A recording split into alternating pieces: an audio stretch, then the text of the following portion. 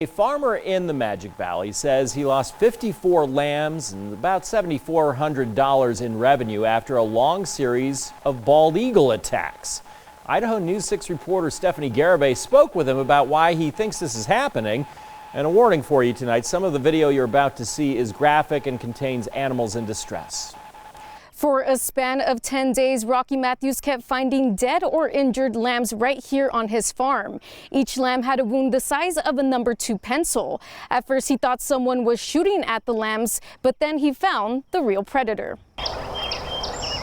And then one morning when I was out pushing the sheep, the eagle swooped down and hit one of them and then kind of lifted and then took off. And so I ran over there. So we found both these lambs. He's like in major shock. Rocky and his wife first started finding dead lambs during the second week of April. One morning they found 7 dead by 8 a.m. The following week they decided to get Fish and Game involved. At that point, we knew we had to call somebody in. It wasn't just, wait it out or anything at that point. And so we called Fish and Game, the Idaho Fish and Game, and they got us in contact with the Fish and Wildlife Services, and that gentleman came out. But the problem continued, and for a span of 20 days, the eagles attacked 57 lambs. 54 died and 3 survived. He said that it's really, really rare for them to find documentation.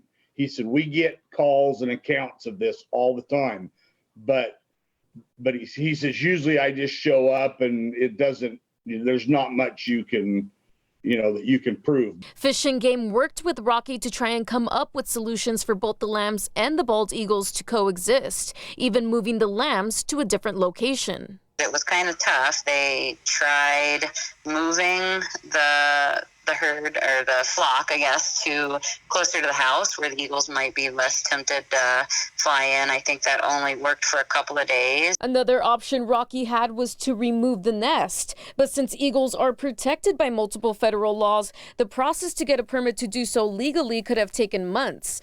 Rocky says he also did not want to remove the nest since there was at least 2 eaglets in there. We figured that wasn't the right way to go about it. We didn't really want them gone because they've been there 20 years. They've never posed a problem yet.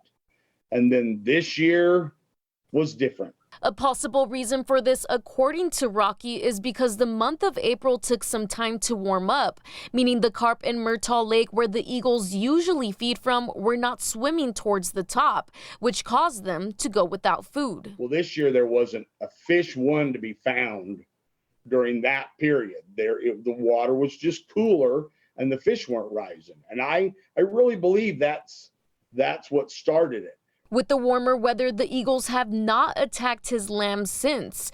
Fish and Game says it's unusual for bald eagles to attack sheep at all, and this situation should not be a concern for other farmers. And so it was very unusual that bald eagles were trying to take lambs at all. I've had some biologists call and say, are you sure that it was bald eagles? Rocky estimates the loss has cost him $7,500 in revenue and is working with the USDA to get reimbursed. We feel pretty confident that we will get some reimbursement, and that's a godsend. Stephanie Garibay, Idaho News 6. A strange story. So Rocky plans to build a shed to protect his herd in the future. Now, we called a half-dozen eagle specialists today who say they've really never heard of eagles killing large numbers of livestock. They say it's possible, but completely out of character for the national bird.